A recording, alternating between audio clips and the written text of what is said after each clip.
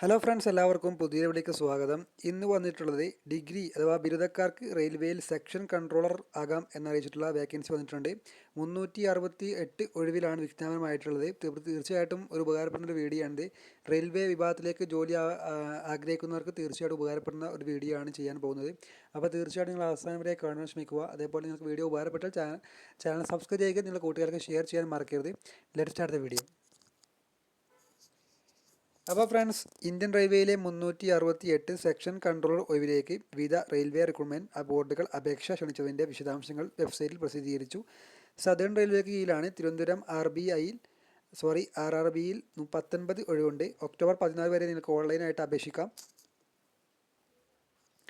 അതേപോലെ ഇതിൻ്റെ centralised employment notice number 04/2025 ആണ്. അതേപോലെ യോഗ്യത പറയുന്നത് ബിരുദമാണ്, അല്ലെങ്കിൽ അതിന് തത്തുല്യമായിട്ടുള്ള ഒരു യോഗ്യതയാണ് ഇതിൽ ചോദിക്കുന്നത്. ഡിഗ്രി വേണമെന്ന് പറയുന്നുണ്ട്. അതേപോലെ ഇതിലേക്ക് വേണ്ട പ്രായം 20 വയസ്സ് പൂർത്തിയായിരിക്കണം. അതേപോലെ 33 വയസ്സ് കവിയാൻ പാടില്ല എന്നുള്ളതാണ്. അതേപോലെ ഇതിലേക്ക് വരുന്ന ശമ്പളം, ബാക്കിയുള്ള കാര്യങ്ങൾ നോക്കാം. ഇതിലേക്ക് വരുന്ന ശമ്പളം 35,400 രൂപയാണ് ശമ്പളമായിട്ട് പറയുന്നത്. അതേപോലെ ഫീസ് 500 രൂപയാണ് അപേക്ഷിക്കാൻ വേണ്ടത്. ഒന്നാം ഘട്ട CBT പരീക്ഷയ്ക്ക് ഹാജരാകുന്നവർക്ക് 400 രൂപ തിരികെ നൽകും. പട്ടിക വിഭാഗം, അതേപോലെ വിമുക്ത ഭടൻ, ഭിന്നശേഷിക്കാർ, സ്ത്രീകൾ, ട്രാൻസ്ജെൻഡർ, ന്യൂനപക്ഷ വിഭാഗക്കാർ, സാമ്പത്തികമായും പിന്നാക്കം നിൽക്കുന്നവർ എന്നിവർക്ക് 250 രൂപ മതി. ഒന്നാം ഘട്ട CBTക്ക് ഹാജരാകുന്നവർക്ക് 250 രൂപ തിരികെ നൽകും. ബാങ്ക് ചാർജുകൾ ഈടാക്കുന്നതായിരിക്കും. അതേപോലെ ഓൺലൈനായിട്ടാണ് ഫീസ് അടയ്ക്കേണ്ടത്. ഇതിലേക്ക് ഒരു തിരഞ്ഞെടുപ്പ് രീതി നോക്കാം. കമ്പ്യൂട്ടർ ബേസ്ഡ് ടെസ്റ്റാണ് CBT ടെസ്റ്റ്. അതേപോലെ ഡോക്യുമെൻറ്റ് വെരിഫിക്കേഷൻ ചോദിക്കുന്നുണ്ട്. അതേപോലെ മെഡിക്കൽ എക്സാമിനേഷൻ എന്നിവ മുഖേനയാണ് തിരഞ്ഞെടുക്കുക. ഇതിലേക്ക് വരുന്ന പ്രധാന വെബ്സൈറ്റുകൾ നോക്കാം.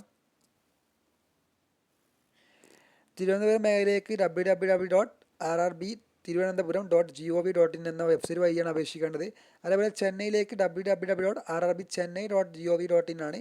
മുംബൈ ഭാഗത്തിലേക്ക് www.rrbmumbai.gov.in എന്ന വെബ്സൈറ്റ് വഴിയുമാണ് ഇതിലേക്ക് അപേക്ഷകൾ സമർപ്പിക്കേണ്ടത്. അപ്പോൾ നിങ്ങൾക്ക് തീർച്ചയായിട്ടും ഉപകാരപ്പെടുമെന്ന് വിചാരിക്കുന്നു. അതേപോലെ നിങ്ങൾക്ക് ബാക്കി സംശയങ്ങൾക്കും കാര്യങ്ങൾക്കായിട്ട് കമൻറ്റ് ബോക്സിൽ നിങ്ങളുടെ വിലയേറിയ കമൻറ്റുകൾ നിക്ഷേപിക്കുക.